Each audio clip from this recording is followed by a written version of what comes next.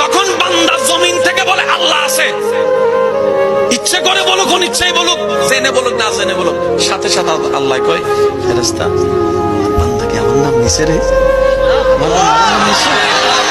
আল্লাহ শুনলাম তো। কয় কেন আমার নাম কেন নিছে?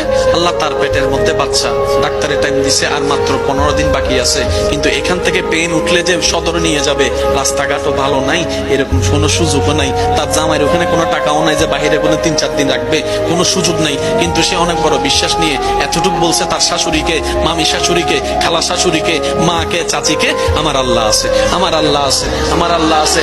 যে আল্লাহ পাক বলে আমার বান্দা যেহেতু আমার নাম নিয়েছে,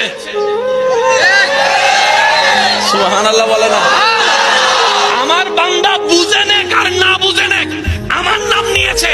এবার কোরআনের সূরা তালাক আয়াত ডাক দিয়ে বলে ওয়া মান ইয়াত্তাকিল্লাহ ইয়াজআল লাহু মাখরাজান, যে কোনো বিপদ আপদে ঈমান মজবুত রেখে আমার যে কোনো বান্দা আমি রবের নাম তাওয়াক্কুল করে যদি নেই, আমি আল্লাহ ওয়াদা করলাম বিবেক বলবে বাঁচার রাস্তা নাই, এমন রাস্তা থেকে আমি তাকে পথ বের করে দিব। বলেন